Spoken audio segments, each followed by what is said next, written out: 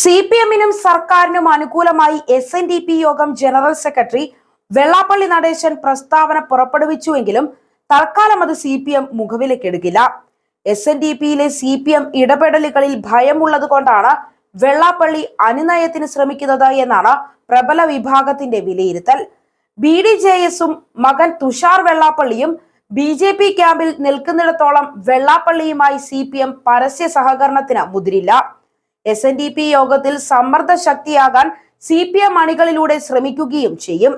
CPM-ഉം പിണറായി വിജയനും ശൈലി മാറ്റേണ്ട കാര്യമില്ല എന്നായിരുന്നു ഇന്നലെ വെള്ളാപ്പള്ളി നടേശൻ പറഞ്ഞത്. SNDP യോഗം തെരഞ്ഞെടുപ്പിൽ ഇടപെടണമെന്ന സന്ദേശം പാർട്ടി അണികൾക്കും നേതാക്കൾക്കും CPM നൽകിയിരുന്നു. ഇതിന്റെ പ്രതിഫലനമാണ് വെള്ളാപ്പള്ളിയുടെ വാക്കുകളിൽ ഉള്ളത് എന്നാണ് CPM-ന്റെ നിഗമനം.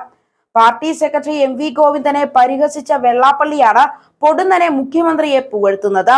ഇതിനു പിന്നിൽ യോഗ നേതൃത്വത്തിൽ തിരിച്ചടിയുണ്ടാകാതിരിക്കാനുള്ള ശ്രമമാണെന്നും വിലയിരുത്തലുകളുണ്ട്. അതിനിടെ വെള്ളാപ്പള്ളി നടേശന്റെ പുതിയ പ്രസ്താവന BJP-യെയും ഞെട്ടിച്ചിട്ടുണ്ട്. വെള്ളാപ്പള്ളിയുടെ പ്രസ്താവനയുടെ പശ്ചാത്തലത്തിൽ CPM വിമർശനത്തിന്റെ മൂർച്ച കുറയ്ക്കില്ല.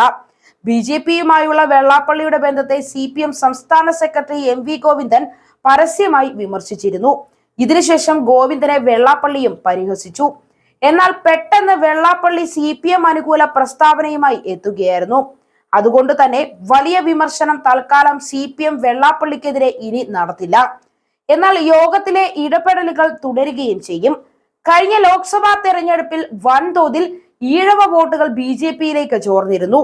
ഇത് BJP-ക്ക് വോട്ട് വിഹിതവും കൂട്ടി. ഇതിന് പിന്നാലെയാണ് CPM-ന്റെ വിമർശകനായി വെള്ളാപ്പള്ളി എത്തിയത്. ഇത് അനുകൂലമാക്കി ഇനിയും നേട്ടമുണ്ടാക്കാമെന്ന് BJP കരുതി.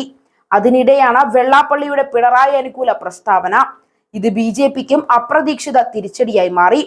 പിണറായി വിജയനെ കുറിച്ച് വെള്ളാപ്പള്ളിയുടെ പുതിയ പ്രസ്താവന ഇങ്ങനെയാണ്: എല്ലാവരും പിണറായിയുടെ ശൈലി മാറ്റണം എന്നാണ് പറയുന്നത്.